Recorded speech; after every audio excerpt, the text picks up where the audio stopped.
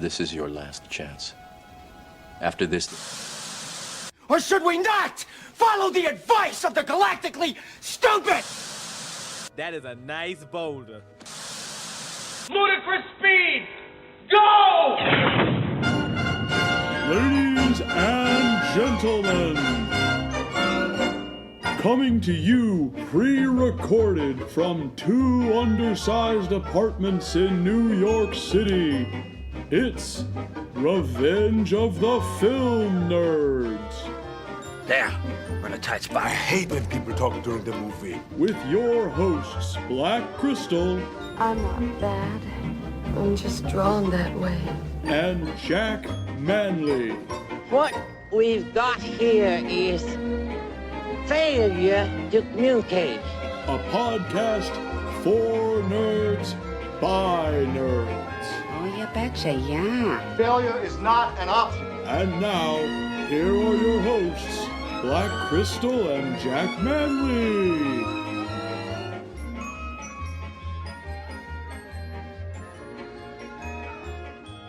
Hello, everybody, and welcome to another episode of Revenge of the Film Nerds. This is now episode 7, and we have chosen a really awesome and spoopy film to do, which is also called Se7en. Let's go. I'm going to bring in Jack here because, boy, this was my first time, and Manley, Jack Manley, the magnificent words that don't exist to describe who you are, put me onto this film, and I feel like I've been without it for my life, and now I feel complete, which is a weird thing to say because you gotta let them know what Se7en is about, bro. Like, please, like, why did we choose this? Why did we get into this, Jack? Like, how did we get here? I mean, to be fair, I'm asking myself that same question. Why did we choose this the week after all that jazz?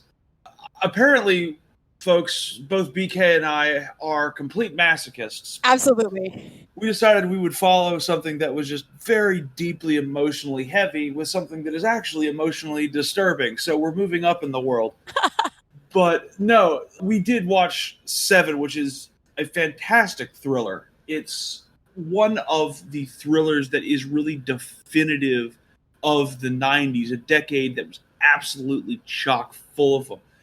And it's one that I remember when I was a kid being talked about in, whispers, being talked about as like that edgy film that kids slightly older than you would see and then would talk about in reverential tones for how gruesome it got. So to be able to go back and examine this is fun for me because it brings me back in a lot of ways to that kid who was very enamored by this concept from the word go. And it's a heck of a concept, BK. It's very high concept. Yeah, it's very interesting because, like, a lot of people, you see me, right? You hear me. You're like, BK, you ain't into this type of disturbing, creepy, thriller, horror type thing. Like, I use those adjectives loosely because I feel like this is like an amalgamation of like a lot of different genres. I know we'll get into that, Jack. I know you have some keen insight too that made my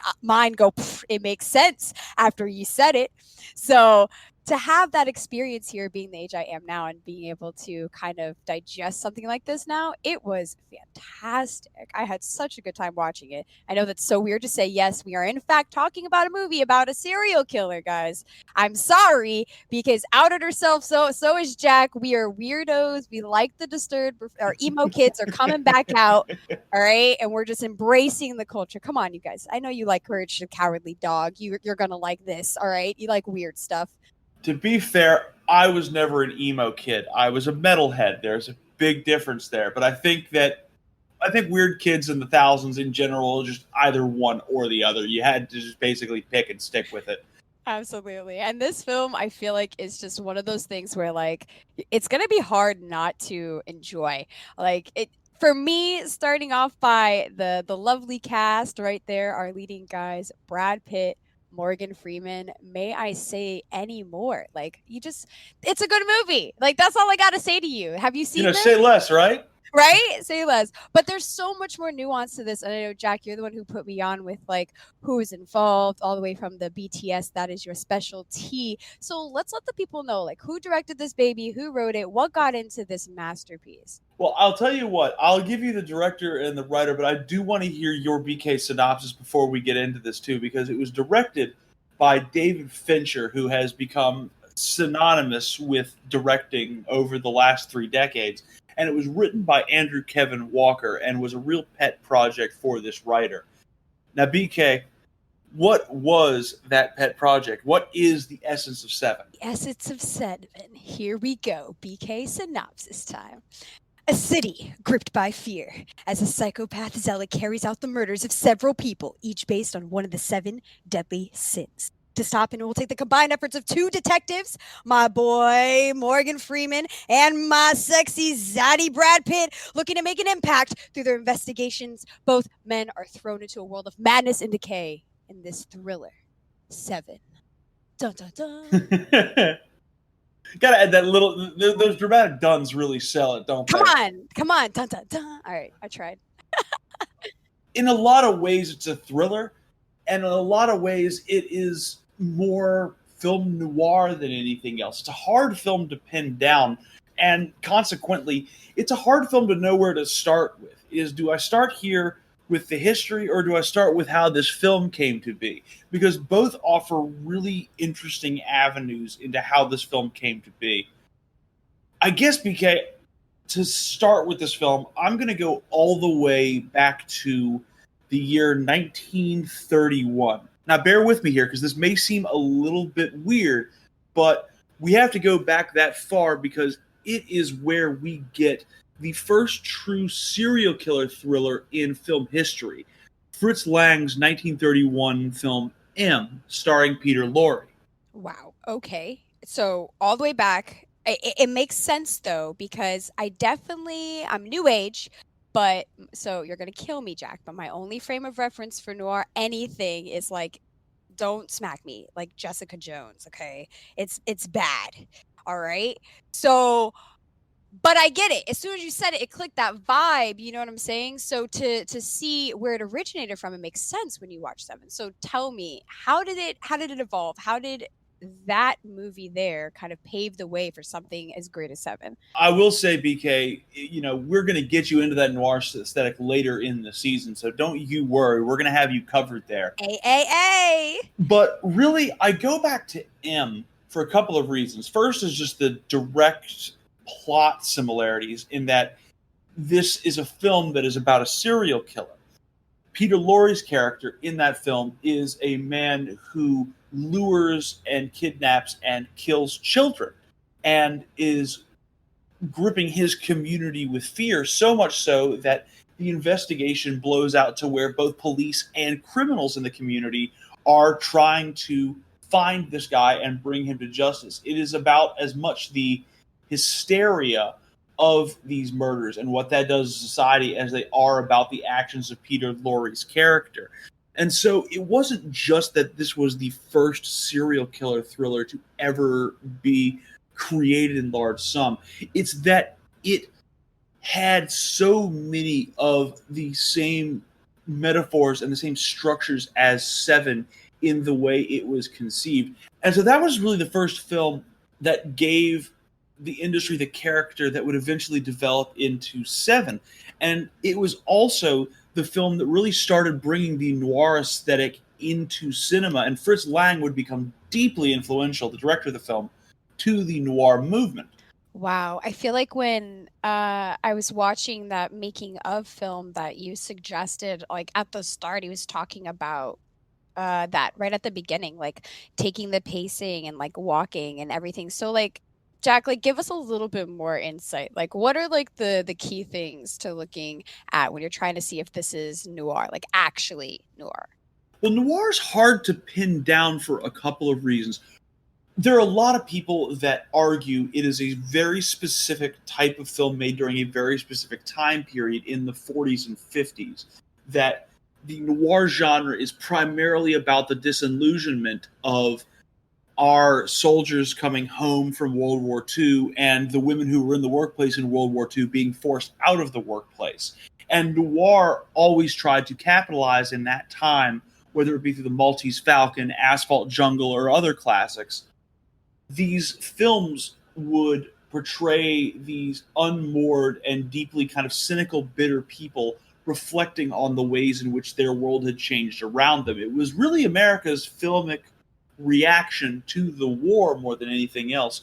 But there's also a school of thought, and this is where I tend to ascribe to, because I feel we've had many noirs since the 50s. Okay. The idea being that the way in which a film is shot, the subject matter is more important. Like a detective story or pulp fiction, that the crime novels that became synonymous with culture at the same time as film noir seem to be the subject matter that most adequately fits it. The use of stark shadows and high contrast is a big part of the film noir aesthetic. And so these choices that were shared by these films, the way that they build tension was based primarily off of these aesthetics, even though it had themes that were very prescient and very important to the time in which these films were made. But BK, a lot of these choices were not made by the directors willingly. They were made because Hollywood was in what was known at the time as the propriety age. Okay, propriety. I have no idea. Tell me what this is. Propriety age. Like we had golden. Where does this fall on the line? Like give me the scale. I need to see it in my head. The propriety age, you know it even if you don't know it. Okay. Back in the day, film had come under a Supreme Court ruling very early in its history. I can't remember the exact year and the name of the case, but film had been stripped of First Amendment protections. It was seen strictly as a business in America for a long period of time. And so as a result, the studios were able to put in a censorship decree, essentially, that there were certain things you could not put on film. There were certain subjects you could not discuss. And so this is why you never saw any murder or brutality on screen directly during the 40s and 50s. If someone was going to be murdered, you would cut away to a different shot or a shadow. You would find a workaround. This is why you would never see men and women sharing a bedroom or, God forbid, sharing a bed. There were always two beds in a film because of this. And noir, in particular the work of Otto Preminger, the director of Anatomy of a Murder, would take on this idea of propriety, the idea that these films needed to be censored. And while censorship would affect a lot of great noirs, in particular films like Double Indemnity and The Big Sleep, at the same time, there was this movement within noir to push the boundaries of film. And it would eventually push a distributor by the name of Joseph Burston to go against the studios and bring them all the way to the Supreme Court. And in 1952, the Supreme Court ruled that film is, in fact, protected under free speech. Okay. I had no idea about this, so I just got a whole history lesson right quick. I am amped now. Okay, so what's next then? This was a pivotal moment, not just for Se7en, but for all the films that came after it, because it freed up creatives to express themselves no matter how sort of profane the subject matter got. It was a pivotal moment for film history, and it opened up the floodgates for things like horror and things like thrillers. I guess that makes sense. Then you can actually, that veil or those like that tape that was there is just gone now, so everybody could just go balls to the wall. 100%, and it's what led us to a lot of the classic Hollywood films that we revere. I guess the next place to go with this, it's tough. There's two more films to consider, I believe, in terms of Se7en, in terms of what, its parents, its DNA, for lack of a better word. Okay. The first of those would be 1971's The French Connection, which is significant not because it used any horror aesthetics or anything of that degree, but because William Friedkin's masterpiece is, to this day, still the template for every modern thriller you've seen, particularly every detective story you've ever seen. the journey of Popeye Doyle in that film as he tracks down corruption in New York City has become synonymous with how these proceedings take place in a thriller. And so we all really owe that aesthetic and that template for giving us the modern thriller. And that development of the thriller concept would only continue to grow all the way up until 1991 when Silence of the Lambs was released. Now, BK, this is where we're getting really close to how Seven was born. Okay, so I was like, now you have me. I was like, Silence of the Lamb, you have me now. I'm here, Jack. I was about to say, we're talking slow burns this week, and this history is a slow burn too to get there, but we get to Silence of the Lambs, and this is I'd say the fourth point in the chain of events of film history that really matters for Seven, because Silence of the Lambs was a dairy project in its own right and well deserving of a watch by us at some point, BK. Absolutely. It really just absolutely blew the doors off of the thriller genre. This film was a financial success. It was a critical success. It took home tons and tons of Oscars. It was considered to be the first really true female horror movie, or a movie that was geared towards aesthetics where women would understand the fear better than men. There were so many things about Silence of the Lambs that just made it pulse in popular culture. And as a result, Hollywood, as they are wont to do, decided to green light any and every thriller they could get their hands on as a result. Because, hey, if Silence of the Lambs is successful, why wouldn't Seven be successful? Why wouldn't The Usual Suspects be successful? Why wouldn't an LA Confidential be successful? So Silence of the Lambs, as much as any film in the 90s, would start to define that decade, and it gave us that pathway to all the great 90s thrillers that we remember. I'm lit now. Now I'm like, you've amped me to the point where I'm too excited to express myself, because it's like, I see the path now. I see the trajectory. I'm ready to go back and like rewatch all these with this newfound knowledge of like how they were able to kind of grow and like play off of each other, because you kind of see a lot of similarities in Seven with the films that you've mentioned, in a sense of like the grippingness and the very raw, realistic approach to things. I think they all really try to like showcase this interesting depiction of reality. That's the type of stuff I like. Their world building. Like half the time I kept asking Jack while we're watching this movie, where is this supposed to take place? Where are we? What city are we in? And he's like, it's unspecified. And I was like, oh, they did good. They created a very believable world. They absolutely do. And it's a testament to the world that they create that it's so effective, because it was created as almost as an homage to hatred, believe it or not. Would you believe, BK, that the central foundations to this script were the fact that Andrew Kevin Walker, the screenwriter, had spent time living in New York trying to become a screenwriter and absolutely hated it? Okay, but ends up becoming a screenwriter? Well, he hated the city more than he hated the screenwriting, as the screenwriting was always his passion, but there was something about New York that he just found very soulless and very grimy and very kind of insidious. And the desire to put that kind of existential dread onto a script is what gave us Seven. Is Andrew Kevin Walker himself has said that he hated his time in New York, but he understands that he would not be a screenwriter without it, and he would not have created Seven without it, because it was something that came out of his pain in his circumstances. And he wasn't the only filmmaker when this film was being created that was really down and out on their experiences in the film industry. So while Andrew Kevin Walker was hating his life in New York as a screenwriter, David Fincher was very much hating his early days as a director. Oh, well, why is he hating as a director? Tell me, did he do a movie I know? Yes, he did. Of course he did, BK. Okay. He is the director of the third Alien film. Oh, and that's when everybody's like, plow, plow, plowy. That's how I describe that movie. Guns a-blazing. I feel bad for Fincher on this, because it was a miserable experience for him. He was put onto Alien 3 with about 5 weeks before the shoot because the previous director was fired by the studio.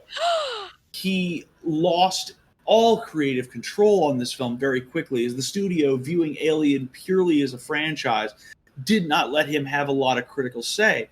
Point in fact, when the film was originally released at its 114-minute length, Fincher had lost 30 minutes worth of material from what he had wanted in the film because the studio just did not respect him as a new, essentially replacement director. Is they brought him in last minute because they liked his music video work on Madonna's Vogue, for example, is the music videos he was doing with guys like Alex Proyas and Spike Jonze back in the 80s. He didn't get this job because he had a big tent pole or a big success behind him. He was given this to essentially deliver a film.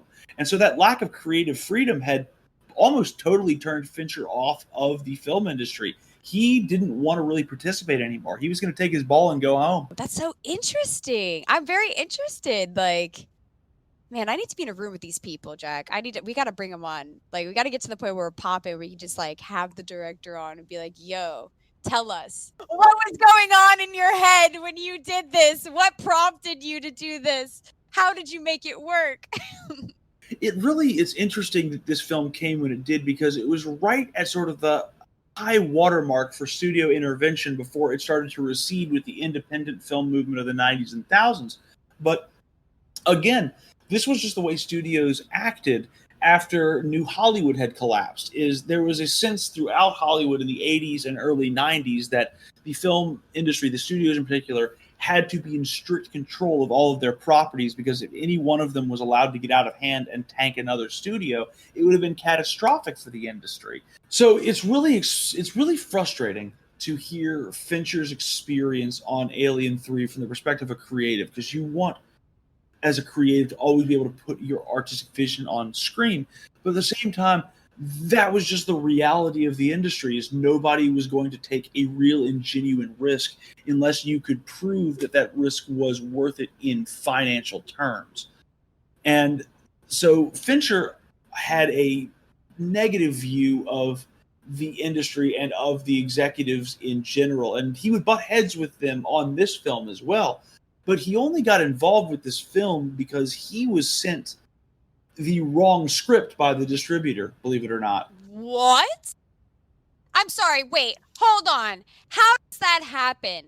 Well, what happened was the studio had gotten, New Line Cinema had gotten Andrew Kevin Walker's original script. And this script had in it, okay. Folks, this is going to be a spoiler-heavy review for a spoiler-heavy film, so I apologize up front, but I've already got to jump into it here. Andrew Kevin Walker's original script had the box at the end of the film.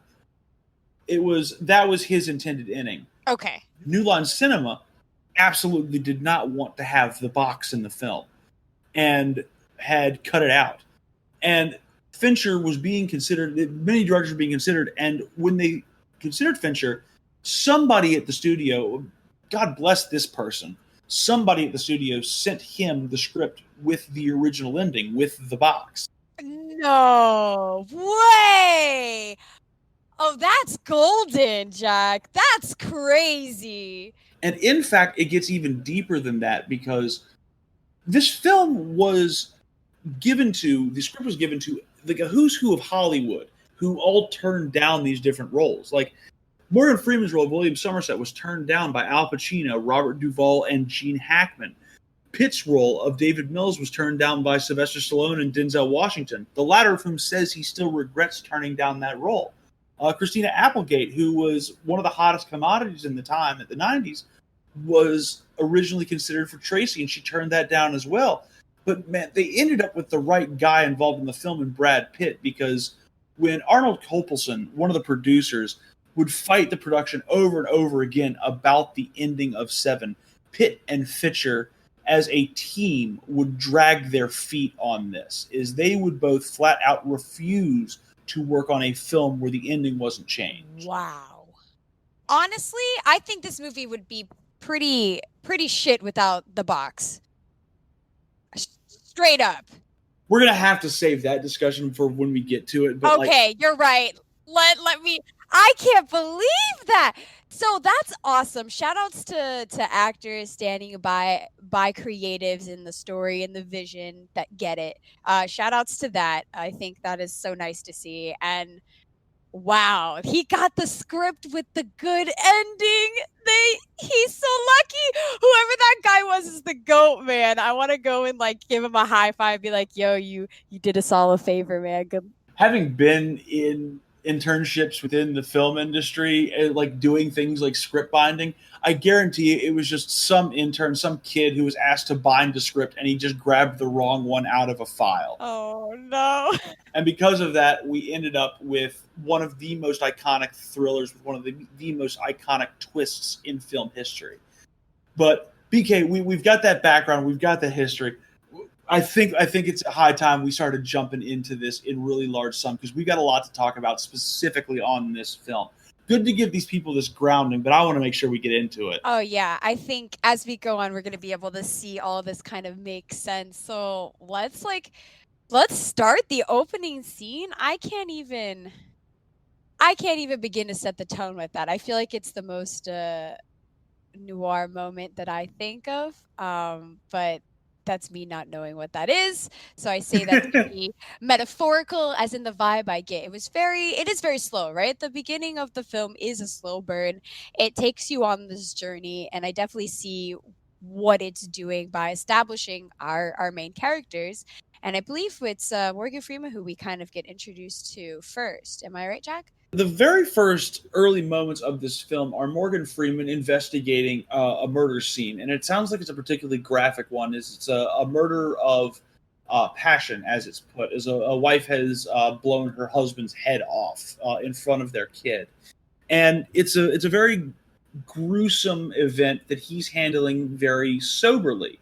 He's clearly somebody as a detective who is wizened in his years on the force and has seen everything that this horrible city can throw at him, this city where it always seems to rain, BK. And right there at the beginning, before we even get to the opening credits, you see him meet David Mills for the first time, and you start getting a sense of what is really, I think, the most important dynamic within the first 45 minutes of this film. You start seeing the ways in which they butt heads as detectives. They're clearly both invested in the same ideas. They want to see justice done. They want to approach investigative rigor with all of their being. But they're very different people. They're two sides of the same coin almost. Mills is this guy who is, wet behind the ears, looking to make his mark in a new jurisdiction, trying to be the best detective there is, always being on the side of right and, solving things for good people. And Somerset doesn't really believe in that anymore. He's seen too much evil in this city to think that that's the way that things are. And that tension is crucial as we get into the film. Oh, totally. I think that's really good that you point that out so early on, because it is subtle, I feel, at the start, even though it's the main focus of what they're building, if that makes any sense. Because it plays the story, right? But they're not really throwing it in your face, like these two are going to be heavy foils, or these two are going to be one's bad cop, good cop. Those really aren't the differences between them. So it's far more nuanced, like you said, Jack. It's their experience is maybe the only thing that's different from them, but then that becomes debatable throughout the film when they talk about who's actually fired the gun, or whoever's had to pull the gun, right? You have our boy Brad Pitt, who's coming to, I believe, a worse jurisdiction. Am I right, Jack? It's more known for homicide than where he is before. Yes, it's known for being particularly brutal. It's what Somerset is cautioning him on in the rain right before the opening titles. Not here. He recognizes that Mills has done a lot of very solid detective and police work, but not here. Yeah, and that definitely sets, I think, the stage for the situation. Honestly, the tone for the movie, if you've seen it, to its completion, is this is a grim tale. There aren't happy endings here, right? And I think like just then there it really like sets you up. And then the credits go and you're like, oh, this is gonna be wild. You're like seeing books flying and like things are flashing and the noises are happening. I'm all tense. I'm like, oh, okay, get me going. They were a happy accident, BK, because this was not the original intended opening of this film. Really? What was it originally? Originally, it was much more focused on Somerset's retirement. The opening scenes of Seven were intended to be Freeman, before going to this murder scene, checking out a house in the country. His respite away from the city, away from this life, was going to be our way into the film. But they got to a point where it was about, several weeks before a test screening had to go off, and they just did not have the time nor the budget to shoot this. So they recognized that they had to come up with something, and they had spent oodles of money in their art department creating the killer's notebooks that were in the apartment later in the film. And because they'd spent so much time, they wanted to get that money on the screen. So almost selfishly, they came up with the idea of, hey, let's use these books to create the titles. And they would blow out into a full-born sequence because Fincher didn't just want it to be the notebooks. He wanted it to be the sense of there's this guy across town who you can't see, who is doing the most evil, hideous things you can imagine in his solitude. And that's really what it is, you don't just see the pages of the notebook. You see, hands with, bandages on the fingertips moving and turning pages. You see him sewing the notebooks together. You see a hand blacking out images and, censoring words. It's a very methodical. It's as though this is this man's work. Yeah, which is also cool because it's another layer that I feel like it adds to with that montage credit scene is I watched it and I didn't see it through the killer's POV, but that makes sense. Like now knowing what I know, I'm not debating that, but I saw it also as like crime scene investigation, evidence, like going through files, like a detective scratched notebooks, like this weird veil of like who is the real focal point. But as you watch the film, I think it's very clear who the eyes you're supposed to be viewing things from. Like a lot of the camera angles just scream you're supposed to be the killer. You're supposed to be seeing from the killer's POV in certain scenes. And I think that's what's so well done. And it starts literally like right after like those credit scenes, you start really getting into what is this main case after, establishing our first two characters. It really does get going from the word go, but there's something that you mentioned that I think is very important to this next scene, because as we're getting to the first murder scene, which is Gluttony, this gigantic dude who has been forced to eat himself to death by the killer, you do start to see the noir elements really come in here. This is where we enter into a world of absolute darkness. The edict from the production designer Arthur Max on this film was no light, only darkness. And that's really what Gluttony is. And the production design in this murder sequence, I love that you mentioned crime scene photos in the opening sequence, because Gluttony was based off of a series of actual crime scene photos that the production was given access to. That was the real aesthetic behind arting this, is they wanted this to seem like a place where crimes had been committed or were going to continue to be committed.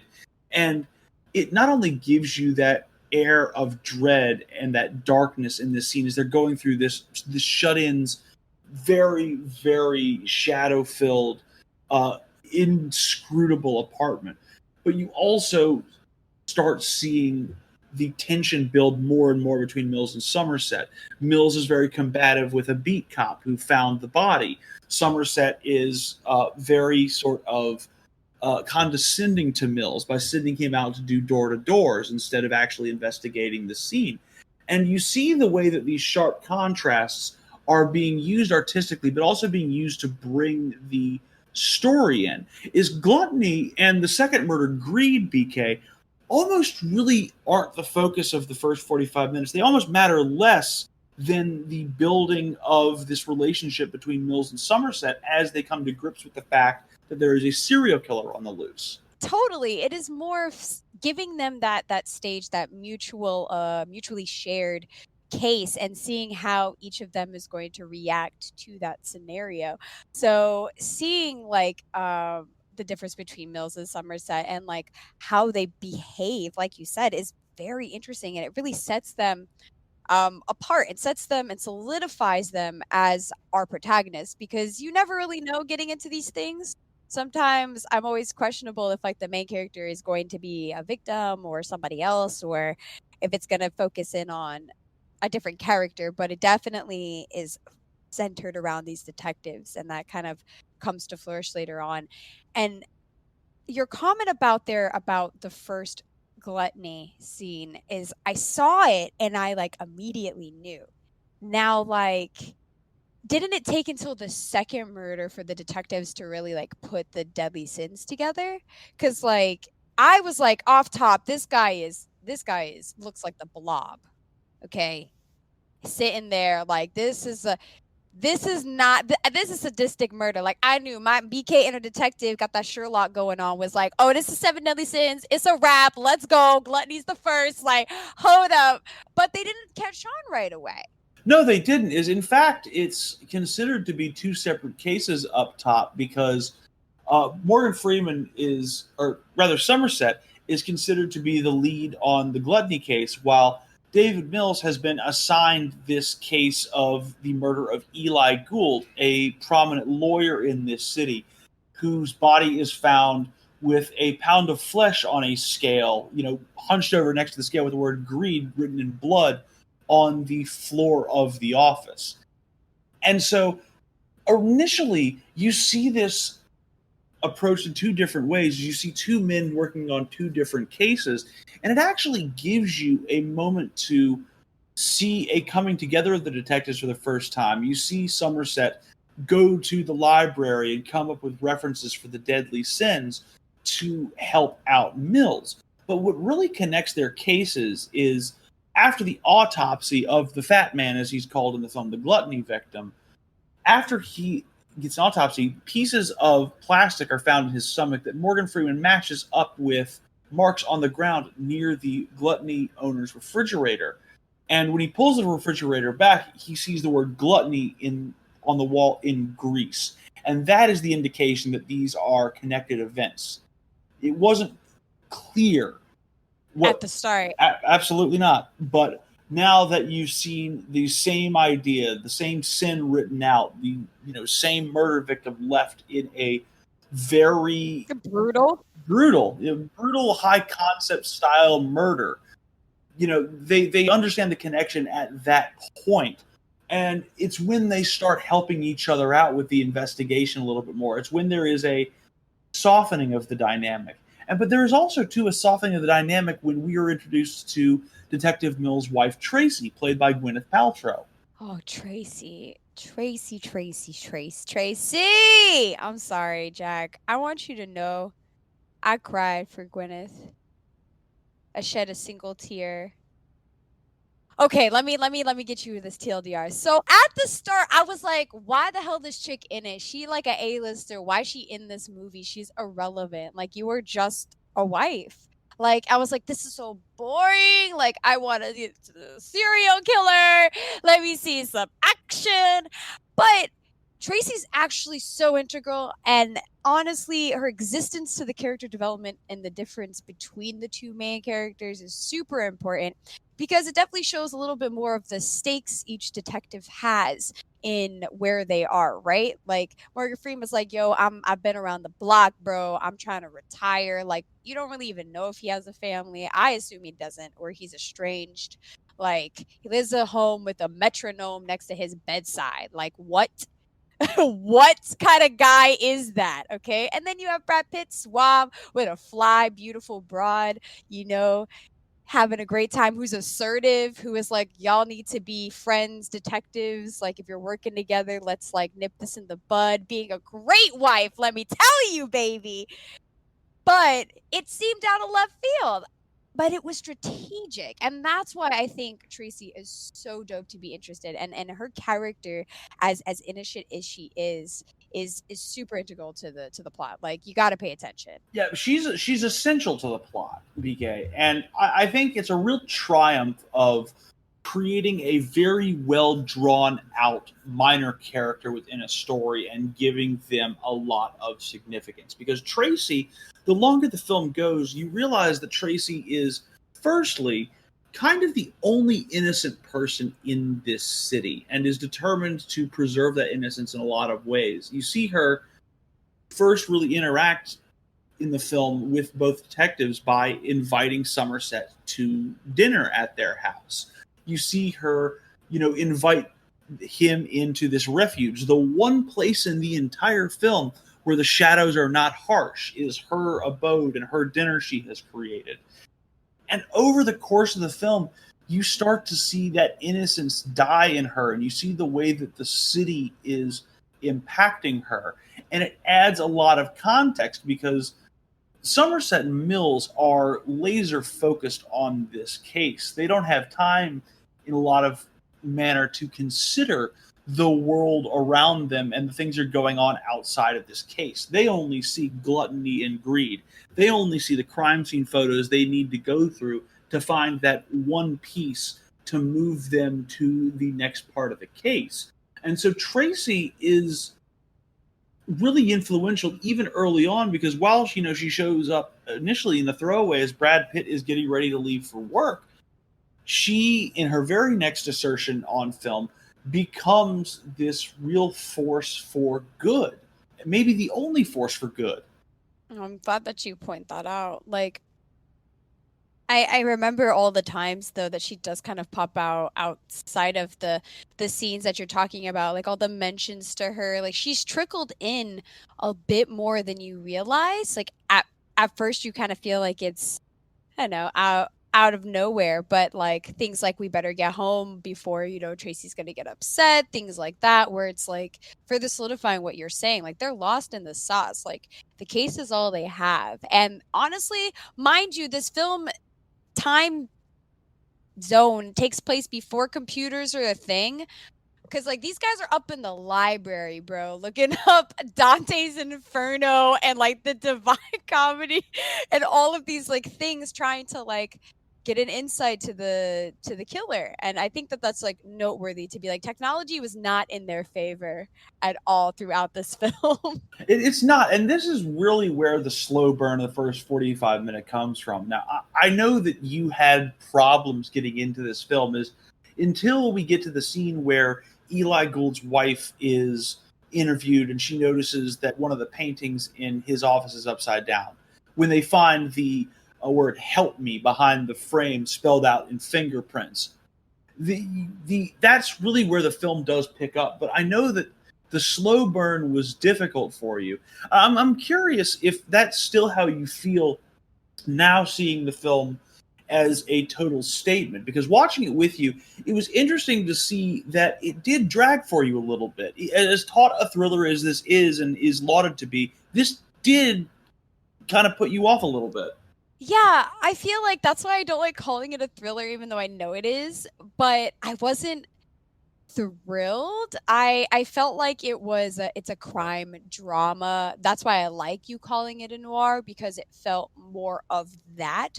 But the midway point, like you're saying, at that where the pieces started to line up, the fingerprints from the painting, which is like the littest part, like that's the stuff I live for. I was like, oh, okay, like this case is on this mystery, these pieces that you're looking for were very, very, very slow to kind of build and like aim towards anything. So yeah, it was hard. I was like about to be like, all right, man, I'm gonna fall asleep. Like, straight up. I was like, if stuff doesn't pop off in this next thing, I'm gonna be upset. But it did. It popped off. Like, I think Sloth, this is so bad. What coolest murder. It's a really interesting and very kind of perverse sequence, but that's where we move next, is that they connect the fingerprints to who turns out to be the Sloth victim. It's this false hope that, okay, we got the guy's fingerprints. There are all these natural connections. Of course, he's the killer. Let's go get this guy. And the SWAT team breaks into the apartment. The detectives follow them up. And all it is it is a man who has been tied to a bed for an entire year, kept still, injected with drugs and antibiotics so he won't die prematurely. And this is a human being who has totally and utterly withered away. Like, this guy is a husk and is somehow still alive in what gave you the jump scare of all jump scares. Oh, I was so shook. I cursed. Jack's laughing. I'm like, I am not okay. Because, like, it just got interesting. I was just pulled in. And then, I was like, God damn it.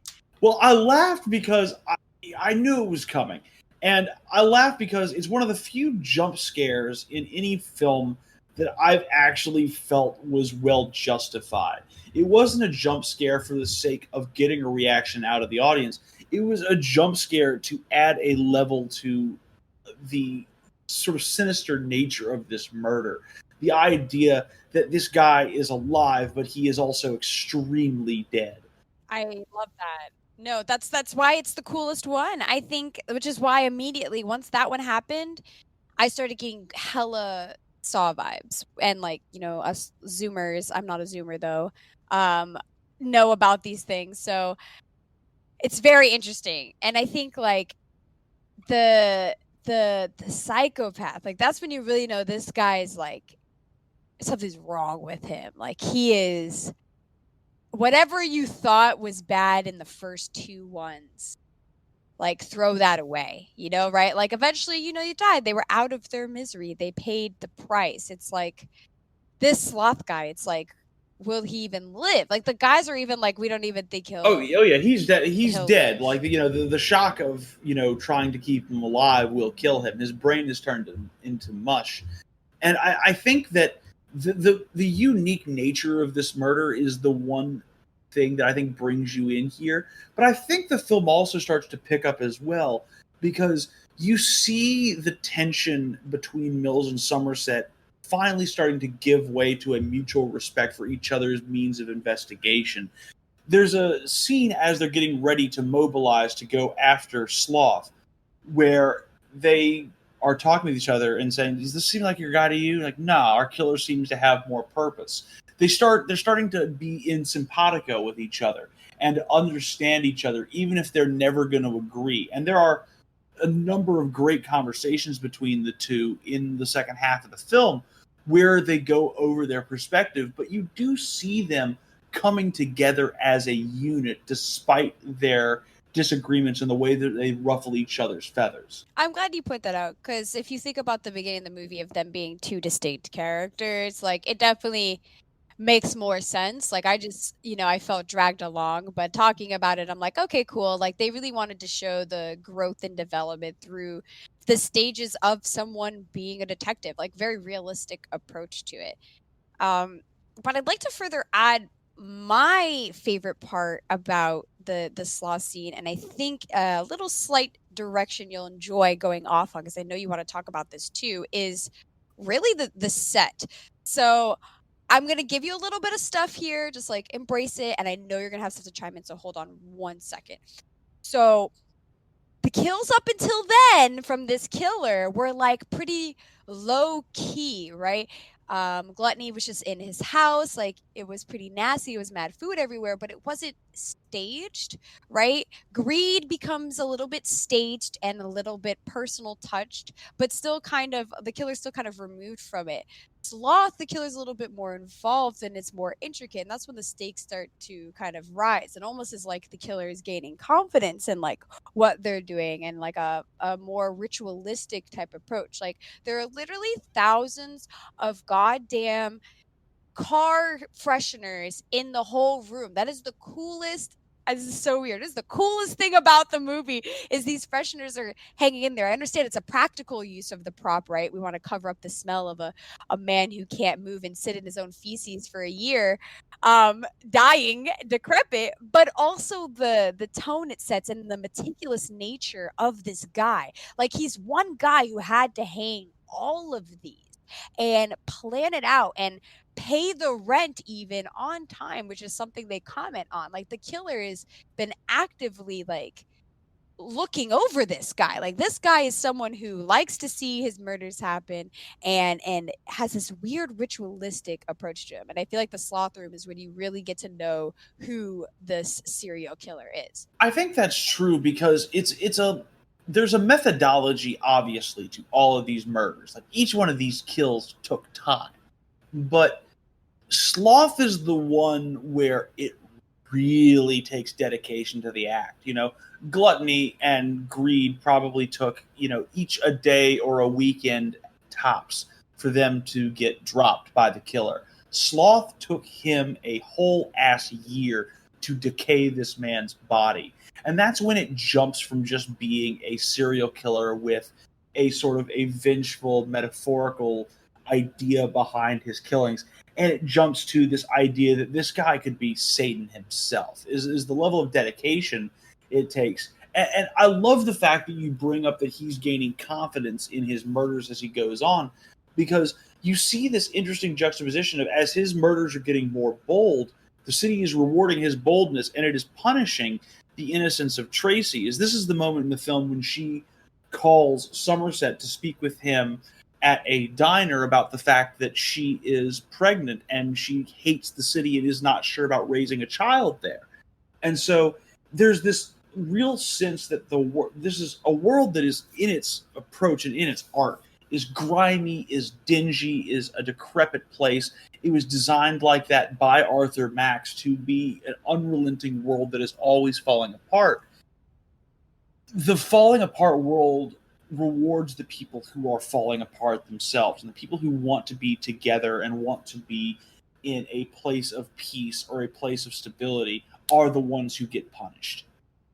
That is a really good way to sum it up there. And I feel like it's really good that you point that out about like who is getting punished. And I feel like that also wants me to bring up the thing that I kind of noticed, where with the first two crimes, like, everybody's saying they're unrelated, but I feel like it's a more of a sign of the killer. Like, someone who is gluttonous is someone who has excess, who can afford to be gluttonous. The greed guy was the lawyer, right, who has mad money. But then with sloth, apparently, correct me if I'm wrong, but I think they were in almost like a drug den apartment. That's exactly what it was.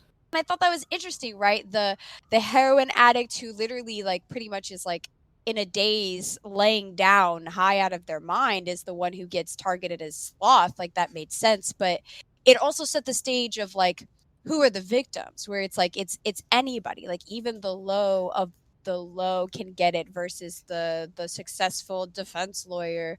Like, it's kind of free game, when like normally you watch these crime dramas and it's like they have a type, they like blondes who are 5'7" and I don't know, and you're following him and he works in this area, and it's like, no, this guy doesn't care that you know where he is. He does not give a shit, and he doesn't care who he targets, like, as long as they have deserved this divine justice that he is doing. Absolutely. And you see the interest in the divine being a real motivator for his kills and a real motivator for his actions. But that focus on the divine comes back to bite him, because all it takes is Mills making one crack about the fact that just because he has a library card doesn't make him Yoda, to send the detectives on the trail of tracking down his library history. And so they find out that somebody named John Doe has been looking up a lot of stuff on torture and on the 7 deadly sins, and it leads them right to his apartment door, right as John Doe is about to come back home.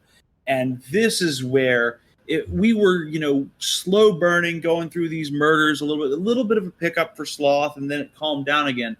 This is where the film really puts the pedal on the gas and doesn't let go. Because the moment John Doe takes shots at Mills and Somerset, and the moment they start chasing him through the building, this film goes about 100 miles an hour. Oh, it picks up. It's what I needed. I was like, the best part is its delivery, because you go, and honestly, I'm thinking they're going to get in and have like it be a debate, like, like this be another crime scene or something and not actually him. So one finding out that it's actually him, you're like, oh shit, the detectives were good at their job. You're like, oh man. And he like is coming back with like groceries or something, like mad nonchalant, like, John Doe, our still mystery serial killer, thought he was in the cool, like, or he was pulled up on unexpectedly. It's like the first time the detectives were ahead of the game. Like that's what got, I think, the ignition going for me. The way the chase develops is so brilliant as well, because it is not something that is done to be too high art. It's not something that is done to be over the top. It is simply one man desperately running away from the law. And you see through the way that the set pieces are set, you see John Doe hurts himself. He gives himself a limp by jumping off of too high a ledge.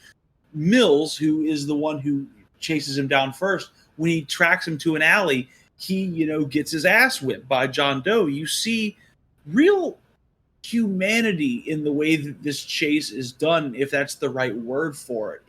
There's a real fallibility about the way these guys scramble after each other. These aren't ironclad. This isn't a ironclad hero. This isn't a bulletproof villain who can only be taken down through direct confrontation.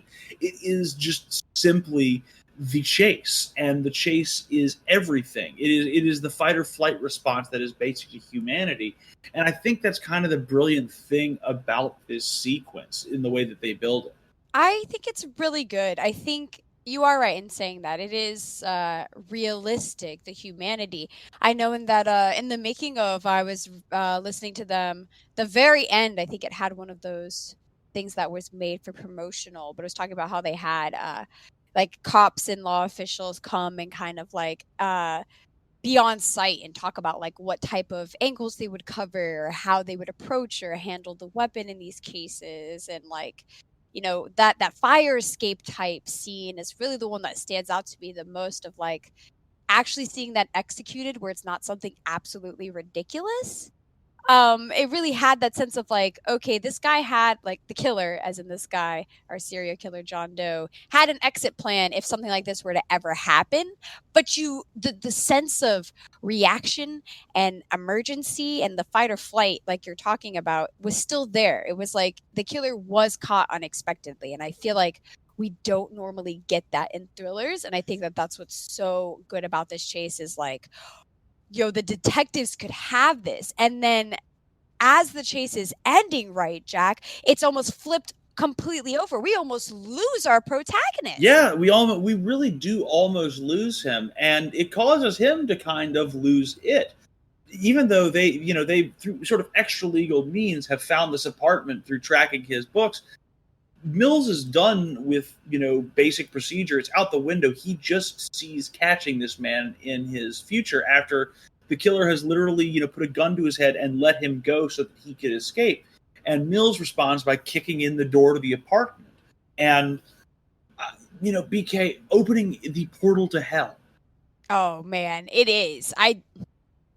That is the best thing you could have said to describe what the apartment looks like. It is a portal to hell. It's literally like, what, it's purgatory. Like, what other language we could use to describe this? It's all of the layers at once. I tell you what, I love John Doe's apartment. I love the way it is highly arted. I love the way that Arthur Max's team really approached this in the most high concept way possible.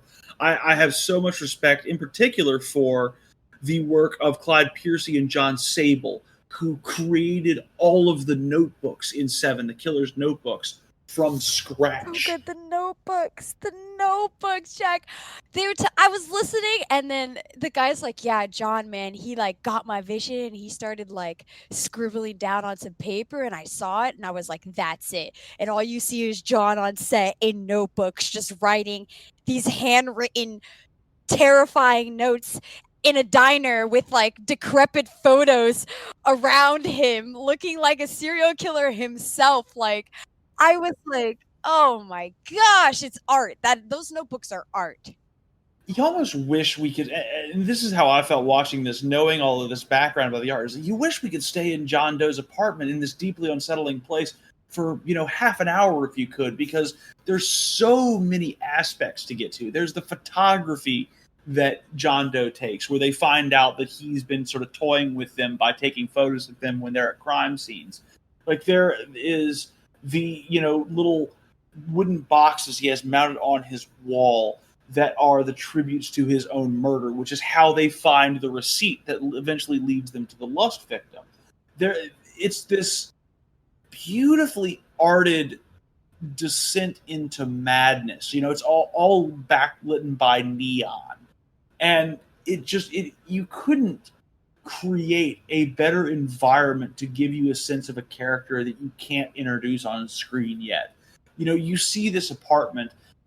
You feel like John Doe is a messed up individual through his murders, but it's not until you see the apartment when you really understand the character of this man is deeply insane.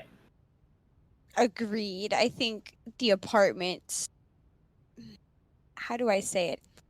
Its clutteredness is very, I don't know, it's captivating. It's so weird. Like, it's grotesque, it's madness, it's obscene. It's like, it's a weird set, but you're also like entranced by it.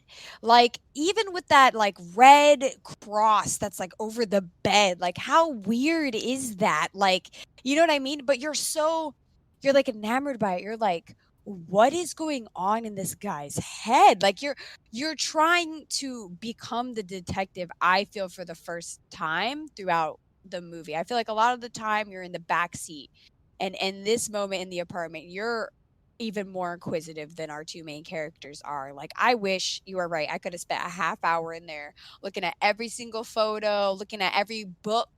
I wanted to hear every single chapter in those books, man. They had them hand sewn with specific thread and like specific tape to help bind and put the pictures inside them. Like, they were so meticulous. It was crazy. That's where the art budget went. Like, you understand in seeing them and in seeing those little set pieces, you understand why that ended up being the opening credits. You can't put that much work into that, as grotesque as it is, into that kind of beautiful of artwork and then not put it on screen, BK.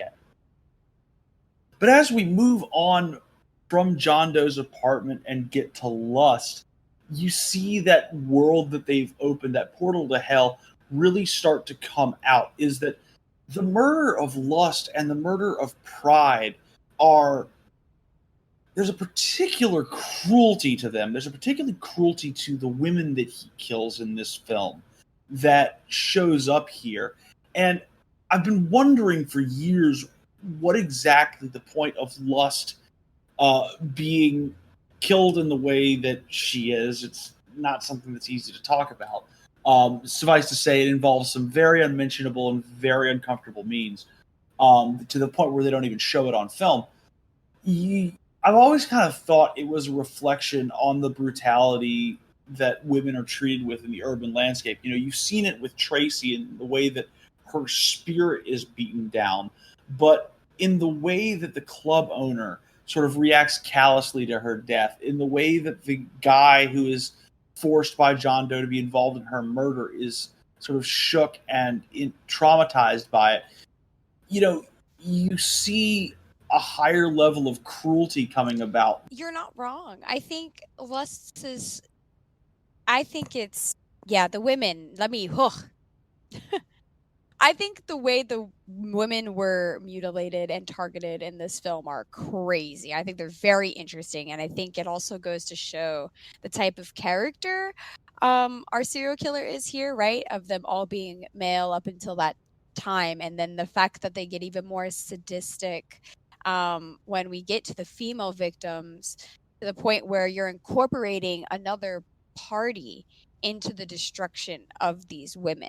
That's what stood out to me. It wasn't all the murders up to them were that one person having to deal with the consequence of themselves. When it comes to the women, it was incorporated with others. It was always in tandem with someone else. And that's saying that to be vague, because I really don't even want to talk about the method in which like lust was targeted. It's very gruesome. But I struggle to wonder who is the true target in that one, to be honest, because the poor guy who was forced to be an accomplice is broken. Like, let me tell you, this guy is shattered. But at the same time, there's that sense of like, I don't know, hopelessness of, yeah, I did it and I do it again to save my own life. Like, that's where I like got so like, I don't know, so invested in this world and these murders that were happening. It was like you're seeing this broken guy in the interrogation room, like literally being like, I did it, oh man, I did it, like crying, like holy shit, I did it, but like I'm alive? Question mark. He did enact what John Doe wanted him to preserve his own life. And you juxtapose that with the Pride victim who had an absolute chance at living, but decided to kill herself with sleeping pills because John Doe had disfigured her face, proving that her sin was pride, that she couldn't live without being beautiful. And it's all getting more grotesque and more in your face.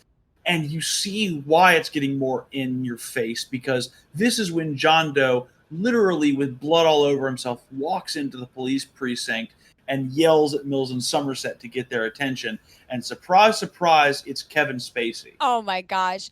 When you told me, Jack, that when this movie came out, they didn't let people know it was Kevin Spacey, I was like, oh man, that's gotta be the littest thing in the world for someone to watch. It was a well-guarded secret. So how guarded though? Well guarded is like, okay, cool. They didn't like tell people on trailers. Well guarded. Like, how deep did this go? I mean, they didn't tell him in trailers. Kevin Spacey didn't do any promotion for the movie. He didn't do any advertising for it. He wasn't on the posters. He was wiped from any sort of relation to this film whatsoever, to where this was a big, big reveal at the time. You know, now 20 odd years later, we kind of all know this twist in addition to the ending twist that we're about to get to. But, you know, it was a masterstroke at the time when, you know, you didn't really have an internet. You only really had word of mouth. Is to put something like that on film, to pull something like that off, is deeply impressive, even if it does kind of date the movie a little bit, because if that's spoiled for you, that big reveal doesn't have the weight that it has for everybody else, even though it is done very well dramatically. And the scenes with John Doe are just absolutely haunting. Totally. I agree with you. I think that it's really good to point that out, but also to add it where it's like, okay, there's this nuance about how he kind of walks into the police station, you know, like people are just still doing the day-to-day, not even noticing a guy covered in blood walking into a precinct. Like, the city has deadened them to it, BK. The city has deadened them to violence. And it takes the detectives to take it seriously for people to like respond as if he was even a threat. And I've seen a moment like this in a lot of works. I feel like The Following plays off of this. If you've ever seen that series, really good series. A couple other like series that definitely take that moment of the killer kind of giving themselves up, but giving themselves up to put them in the position that they want to be in.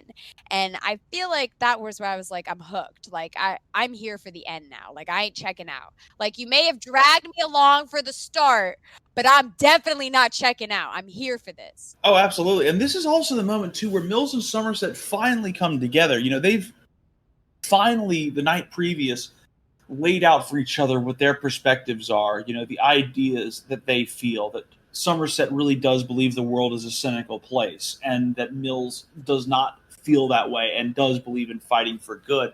And despite their differences of perspective, you finally see them come together as a unit here. While everyone else is thinking, you know, we've got this killer, we're going to put him away, Mills and Somerset are like, nah, he's jerking us off. He wouldn't be here if he didn't want to be here. And indeed, that is the way it is posed by John Doe's lawyer, is that there are two more bodies. Envy and Wrath are still out there, and John Doe will only lead the detectives to it. Nobody else, just these two that have been following his case, and they make the critical decision to finish it. Let's finish it. Let's see, what John Doe's sequence plays out like. And so they get him in the car and they start heading out into the country, and we get a conversation between John Doe, Detective Mills, and Detective Somerset that I think is really where the film puts in its central argument, what the script is trying to say. I think you're right. I think it's the first time we get that chance to really talk. Like in a lot of other chase crime dramas, the killer often communicates with the detectives in various ways far more frequently than I think this movie does. So the payoff for this conversation is so great, and the tension right up until they do start talking and breaking the ice is so good, right? You have the montage of them putting on the bugs, like they're like, we know this is a game, like we know that we're walking into this trap, but we're gonna do it because like we want this sentence, we want somehow there to be justice. I feel like it's hopeful in a sense, like they get you hopeful, and then you're in the car and like the tension is there, like it's awkward silences for a bit, you're driving, you're really like in their bubble, like the tight angles really make you feel like nothing else exists but these moments that are happening. And then they just start going off like philosophical, honestly, at some point, just talking about what is he doing, what is the purpose of this, what lesson are you trying to teach, all that type of stuff that's like extra juicy, Jack. John Doe boils his point down to that, we see a deadly sin on every corner and we tolerate it because it's common. And it really is this very esoteric conversation, this back and forth of John Doe trying to prove his righteousness. And while he's getting a rise out of Mills, Somerset is very pointedly trying to find out more about this man's perspective, despite Mills getting more and more heated to the point where he eventually does yell at John Doe and lose his temper with him. What this scene reminds me of, BK, is it doesn't remind me of anything I've seen on film. It reminds me of something from a book. This is, to me, the scene in Dostoevsky's Crime and Punishment. Crime and Punishment! Oh! The scene when Raskolnikov is talking to Petrovich about Superman theory. When, like, the murderer and the detective are literally confronted with each other. Obviously Petrovich not knowing that Raskolnikov is the murderer. Just talking about theory, talking about their perspectives on life from these very different, very, very different perspectives. And so I think that this scene is really very important because while you have had the procedural aspects, the investigative aspects of it, you nailed it. This is really one of our first true conversations. We've had a couple of them. We had Tracy and Detective Somerset talking in the diner about her baby. We had Mills and Somerset in the bar talking about their different perspectives. So this is really our sort of final insight into these characters before the ending can culminate. And BK, we talked about it. We talked about it earlier. We got to talk about it again. What is in the box, BK? What is in the box? Oh my God. I don't know. Best ending in a film in a really long time, I will say. This whole sequence. Now, best. Interesting. I think I really can't think of another ending that had me like, yeah, best. I was questioned about it. I was uncomfortable about it, but it was a good ending. I'm just not happy. It's so conflicting. I don't like talking about it. For those who haven't seen this, okay, spoiler heavy. If you haven't seen Seven, it's been 25 years. What are you doing with yourself? They get out to the country where John Doe purports Envy and Wrath are both located, and they, sojourn out. It's this very disjointed, weird area of the country with a lot of, high-hanging power lines and things like that. And as they're there, a delivery truck shows up and delivers a box for Detective Mills that Somerset goes and picks up, while Mills has John Doe at gunpoint. And Somerset opens the box and immediately recoils. You never see actually what's in the box. You see some blood. You do see blood. You see blood, but as you come to find out, it is Tracy's head, Detective Mills' wife. Because Kevin Spacey envied Detective Mills' normal life, envy was his sin, and therefore somebody had to be killed because of his sin. And this is where a lot of debate sparks on this movie. This ending is deeply controversial, BK. Firstly, because test audiences hated this. Really? When the film was pitched to people to come and see it for test audiences, it was like, come see Morgan Freeman from Driving Miss Daisy and Brad Pitt from Legends of the Fall in this all-new film. It was not pitched as a thriller. It was not pitched as a dark film. And so people were gravely offended and shocked and horrified by these test screenings. And it was used by the studios to try once again to get rid of the box at the end of the film. People were put off by the ending here and what it results in. The fact that the trauma from this results in Detective Mills becoming Wrath and killing John Doe. And it was something that, again, Fincher and Pitt had to drag their heels on. They had to say that, we're not going to do this film any other way. It has to be like this for the significance of it. In fact, the film actually, BK, was supposed to end abruptly with Brad Pitt shooting John Doe and walking off. I did see that. I also even saw the ending. I remember him saying in that making of, like, the ending didn't matter, right? It was like that the key theme they wanted was like violence begets violence. So like I saw some of those early storyboards where they even had Morgan Freeman's character being the one to kill the killer, but then it would just cut to black still. But that final decision of what's happening evolved, which I thought was so interesting because I think it'd be a different story. I think what they chose to sticking with all of the box, and adding that small cool down, I guess that's what you want to call it, space after the shooting, the brutal murder. Pitt went off, man. Pitt's performance, Brad Pitt, I've never seen him perform something so gripping before. I did not think he was that type of actor. It gets criticized a lot, and I can understand why, because it is an opportunity where there is potential for overacting in a moment like that, but I don't think that's what he's doing. I think he is going through, he goes through confusion and surprise to grief to genuine anger in, seconds. All these emotions are playing over his face as he does this. And they've said that the ending doesn't matter here, but I kind of disagree with the director on that, because I think that this is the one ending that has a real poignancy, because this is the only way that John Doe wins. They had considered having Somerset shoot John Doe instead. That would not be Somerset becoming Wrath. That would be him protecting Detective Mills. They had an ending where Mills turns the gun on himself and prevents John Doe from completing his masterpiece. And I don't know if this is the same film if John Doe loses. I think John Doe winning is pretty integral to the film. Even if they do have to put in that studio appeasing scene at the end of Morgan Freeman quoting Ernest Hemingway, which, by the way, was the compromise that was struck to keep the box.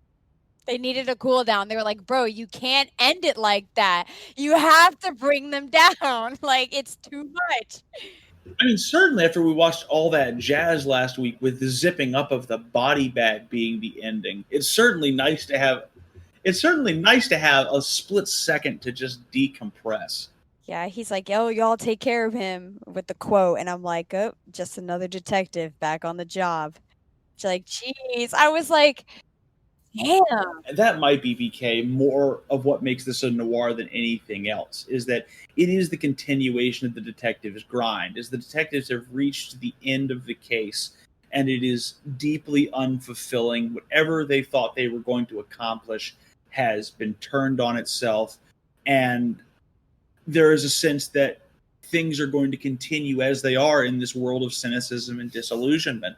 And that is what the taste rather that Seven wants to leave in your mouth. They don't want you to have any respite from this world. They don't want you to have any hope that this world is going to be a good place, but they do want you to fight for this world. You know, Jack, I really think you're right though. Like that taste that they leave in your mouth with that, again, grim tale. Lack of adjectives is bad, but there's no sense of accomplishment and like no sense of happy ending or any sort of revenge or vindication, like nothing. Like it just leaves you hollow, leaves you not even wanting more. It's a very interesting feeling, and I feel like not a lot of films can do something like that well. And I don't know. I think the ending there, if it was any other way, I don't think it would have hit. So I think, sticking to your guns on that one definitely made this an experience. Again, I've been saying that a lot for some of these films, but sometimes they take you on a trip, man. I was emotional, Jack. I shed a tear for Tracy. Okay? Oh, absolutely. And I mean, it's interesting. So I guess you fall on the side of this where you find, I mean, because I'm not saying I find the ending hokey, but there are a lot of people here who find the ending of this to be very hokey, not brilliant. Hokey? What is the hokey about it? They're literally, the chopper's like, it's a bomb, it's a bomb. Morgan Freeman's like, if I die, I die. Opens the box, sees that, and he's like, bro, put the gun down. Like, this is the littest moment of my life. The whole movie worked up to those scenes. Like for me. I agree with you on that, but I think that there is a sense that because the ending of it is kind of contrived, I think that people tend to be critical of it because if you've seen the film, you can say to yourself, oh yeah, of course I saw that coming. But I think that because it's one of the most widely discussed plot twists in film history, and it's one of the most controversial moments of any film in the 90s, I think it's worth discussing that there is that other side out there that does find that contrivance to be a roadblock to this truly being a meaningful ending. And, that's part of, film criticism is we're not all going to agree. Like, there's not one film that everyone agrees is amazing. But I do think that I tend to fall down on the side of really loving this ending. I think that the reveal and the way that noirs and thrillers have always worked around the big reveal is crucial to the way that this script works. And it's a script, BK, that has been influential in the film industry in other properties. Now, you mentioned Saw earlier. Would you believe that James Wan and Lee Wanal, I probably mispronounced that name, I'm sorry, Lee, but would you believe that they credit Seven first and foremost with being their impetus for creating the Saw films? I would see it. It makes sense. I mean, it's like the prequel is what I keep saying, but to know that they said it out front, I was like, oh, okay. Like, I wish I would have known. I would have gone back and watched Seven years ago. So I'm a huge fan of the Saw, at least the trilogy. I feel like that's the main story. I am a big fan, and I see lots of similarities. I also see honestly kind of refining the serial killer from Seven. I'll go off on a mini tangent, bear with me, but I feel like John Doe was flawed in his methods of being chosen to be the divine judgment person, because all these serial killers are weird like that. But I feel like him wrapping himself up and him being the person of envy kind of invalidates everything he's done up to that point. Of him being someone who's the adjudicator, how can he also be someone who has one of these sins?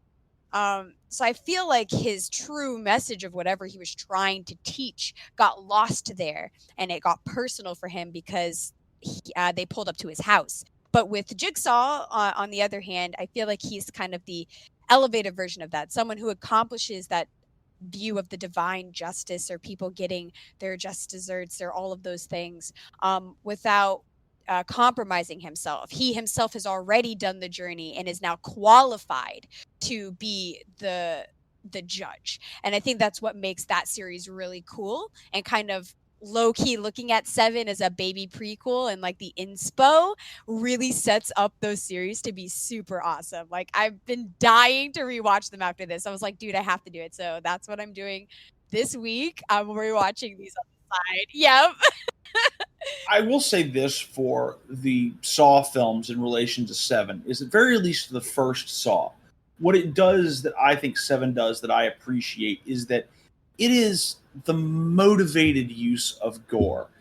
We talked about this a little bit last night when we watched Seven, PK, but I have a huge bone to pick with gratuity in the way that gore is used in a lot of films. I think Seven succeeds in creating a lot of fear and a lot of dread for the viewer. It almost taking the movie into the territory of being a horror film by treating the gore as shocking, as something that is a standalone thing to focus on, to be a central point of the story and of the plot, something that you really focus on. And I think that because they motivate the gore throughout Seven, that it makes sense and it is justified and it is warranted on film. I think in recent years we've gotten away from that. And I think even in some of the later Saw installments we get away from that too. Because horror films a lot of the time today are not looking to scare people. They're looking to upset people. And that's where I feel most gore is taken from in Hollywood films or in, like it's got its place.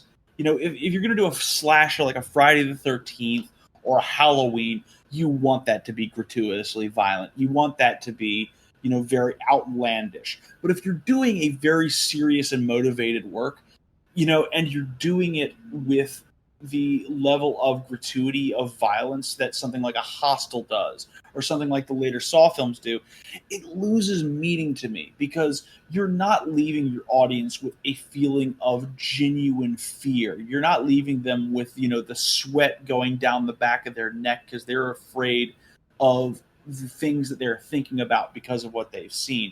Instead, you have a horror genre that is invested on giving people post-traumatic stress disorder to make the points. It's the difference between leading someone into something horrific the way a Hitchcock would or the way a John Carpenter would versus just throwing that in someone's face and forcing them to deal with it. I feel like the reason Seven, the reason the original Saw are great films is because they force you to bridge the gap to the gore. They don't put it all on you. And that relationship between the viewer and the story is essential. See, you said it better than me, though. Like, I couldn't have said it better myself. So I feel like, without further ado, I'm sitting here like, what's your rating? Like, after that, like, all in all there, putting the bow on top, it's got to be no less than a 9, I'm guessing. So, Jack, we got to know, what is your rating on Seven? This is tough for me because I do love this film. And I at some point, something's got to get a low rating for me, but it won't be this. I would end up giving Seven not quite a 9. I give it an 8.5, as I struggled, BK, between an 8 and a 9. And I think the reason I ended up smack dab in the middle here is for 2 reasons.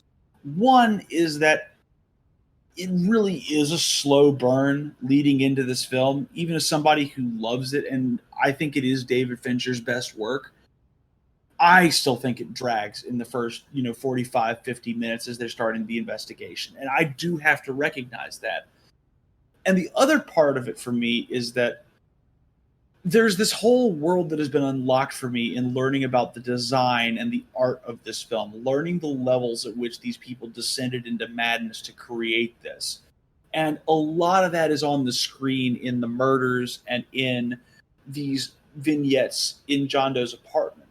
But they are just, at the end of the day, vignettes. They are small little lenses into it. And while the art style, while the shadows of noir are all over this film, I wish there was more of it. I wish more of that stylistic edge that they went to so much trouble to create was on film. And that's why it doesn't quite get to a 9 to me, because there's so much creative work here that I don't want to say they failed to utilize it, because they absolutely did use it. But I think there has to be an acknowledgement that the level of work that the art team and the production design team went to on this film, it's so in-depth and so incisive that you almost are forced to leave too much of it on the table.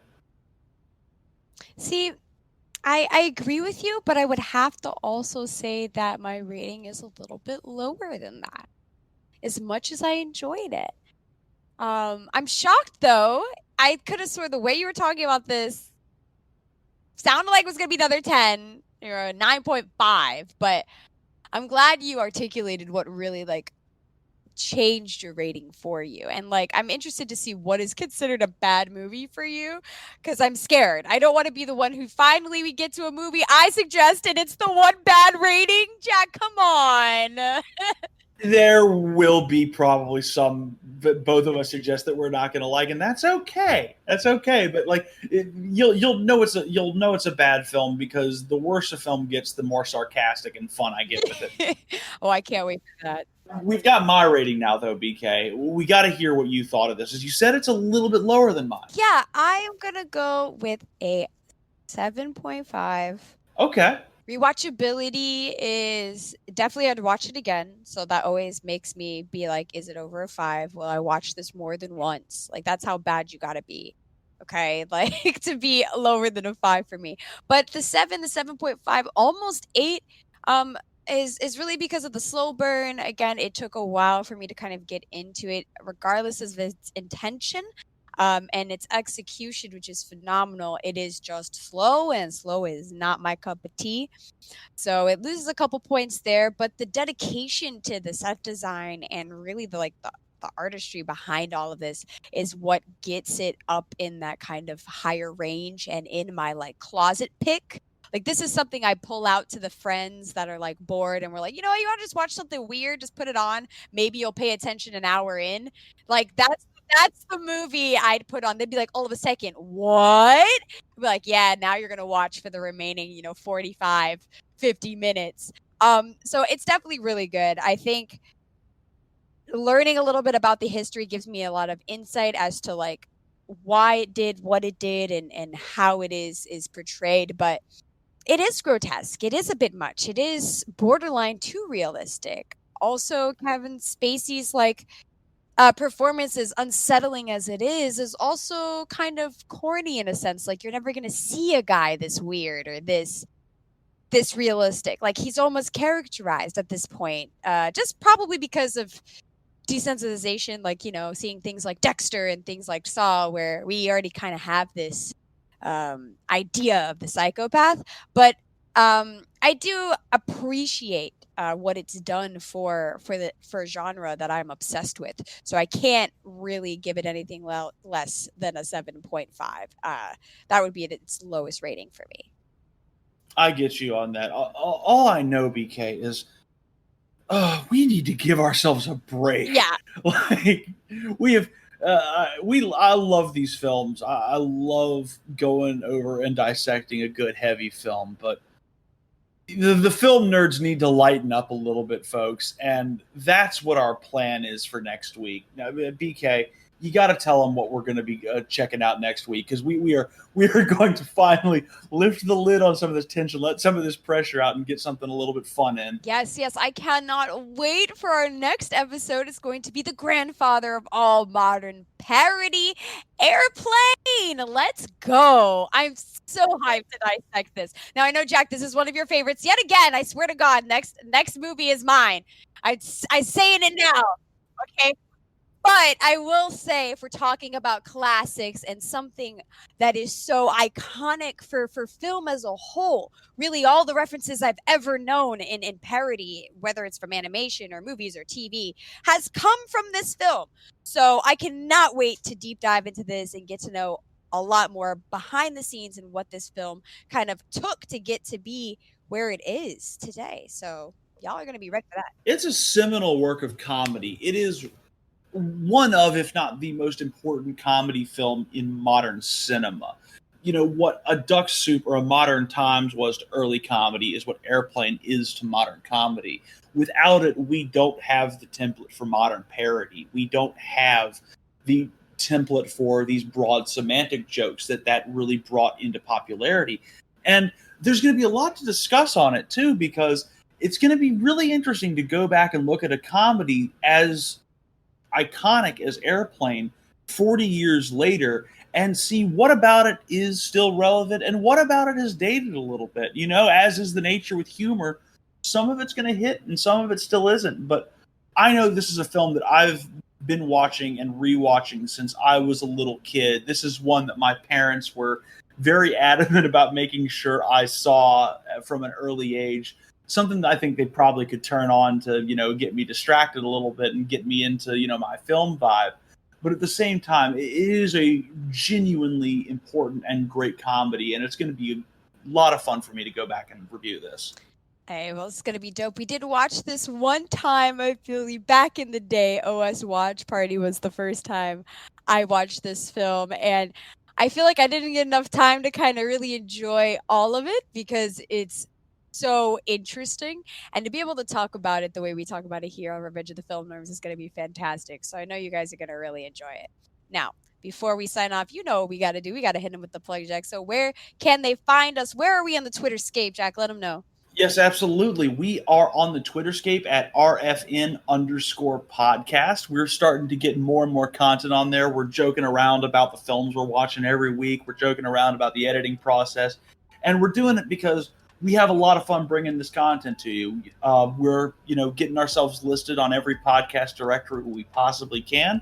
And we're just, going to take this thing and ride with it. And I know that we're going to be doing the same with your personal stuff, BK. Where they find them at? They know your girl. You can catch her out on Twitch, Twitter, Instagram, all at Black Crystal. That's where BK's hiding out. And I know Jack Manley, where they can find you and all your wrestling stuff. Let them know. Absolutely. I am currently doing a crash diet because I am trying to get my aesthetics back so I can get back in the ring soon. It sucks.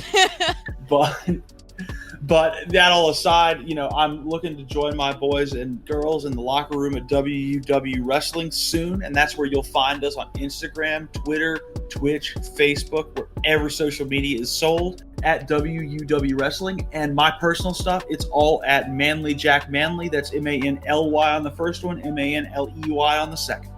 Hey. Well, thank you guys so much for listening to us, and we can't wait to come back to you with even more film action. I am Black Crystal. And I am Jack Manley. This was Revenge of the Film Nerds. Thanks for listening, guys.